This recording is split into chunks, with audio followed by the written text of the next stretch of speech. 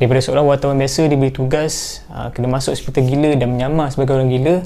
Dan apa yang jadi pada nasib dia, dia diseksa selama 10 hari di dalam hospital gila tu. Dan apa yang jadi pada nasib dia, follow video ni sampai habis dan let's start it.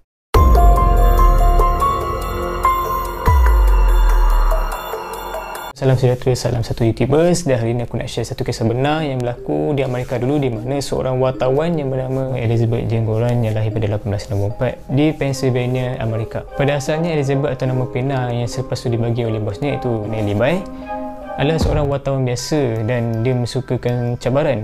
Orang kata dia tak nak buat benda yang sama macam perempuan lain buat pada zaman tu. Kalau wartawan pada waktu tu banyak menghasilkan karya berkaitan fashion ataupun bunga-bunga, so Elizabeth sukakan satu benda yang melibatkan penyiasatan ataupun cabaran. So satu hari tu editor dia ataupun bos dia tu bagi satu job yang berat, yang mana dia perlu masuk ke hospital gila dan menyamar sebagai orang gila. Dan walaupun dengar agak berat, bos dia jamin dia akan keluarkan dia balik lepas dia 10 hari dalam hospital gila tu. So Nellie ni accept lah kan challenge tu. Memandangkan Nellie seorang yang optimis, yang betul semangat kan, nakkan kelainan, nak buat satu benda yang perempuan lain tak buat pada zaman tu. So Nellie ambil tugas ni, dia praktis depan cermin, jadi macam mana bercakap seorang-seorang, jadi macam orang gila.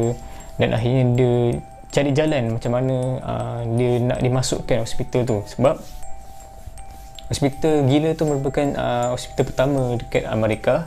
Dan akhirnya lepas dia lakukan perkara-perkara yang orang biasa tak buat, yang luar pada normal orang biasa buat, akhirnya dia ditangkap dan diperintahkan untuk masuk hospital. So Nellie ni dihantar ke Pulau Blackwell di New York. Di pulau ni lah yang menempatkan orang-orang gila, orang-orang sakit jiwa.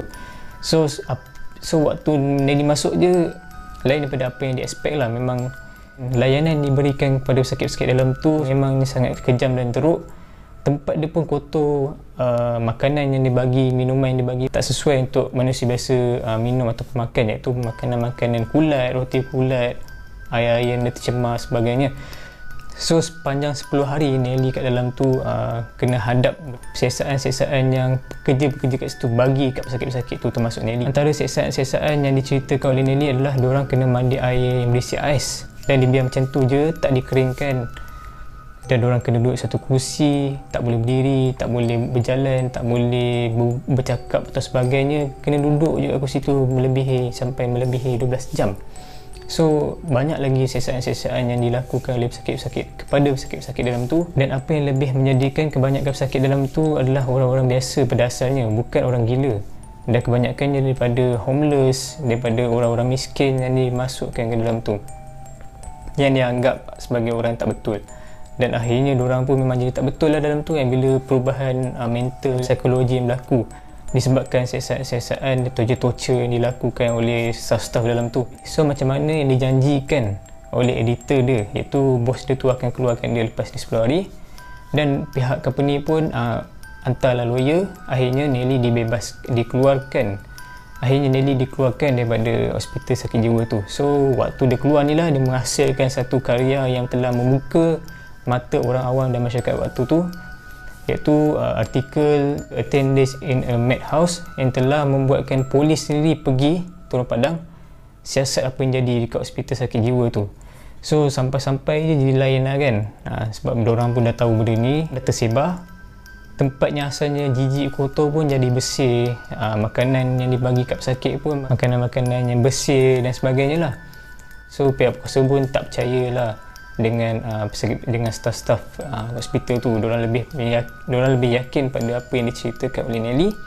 Dan akhirnya diorang ambil tindakan lah ke atas hospital dan pekerja-pekerja kat situ. So apa yang dilakukan oleh Nellie adalah satu sumbangan yang besar yang telah menyelamatkan orang-orang waktu tu, yang masyarakat tak tahu pun apa yang jadi pada pesakit-pesakit dalam tu. So sepanjang Nellie berada kat Women Lunatic Asylum ni, dia anggap tempat tu seperti neraka lah.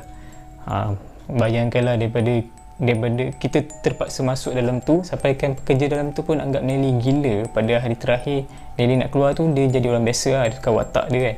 So pekerja dia pun pelik lah, waktu asal Nellie ni macam mana Nellie berlakon, tiba-tiba Nellie jadi orang waras pula. So dia anggap Nellie ni dah psycho. So ini apa yang diceritakan, apa yang kita tahu. Kat luar sana apa yang kita tak tahu, banyak lagi perkara-perkara yang mungkin tak didedahkan. So kalau korang ada sebarang komen, pendapat, cadangan, boleh share, dan jangan lupa subscribe. Aku akan share lebih banyak video yang akan membuka mata dan minda kita kan. So insyaAllah, so jangan lupa share dan stay tune.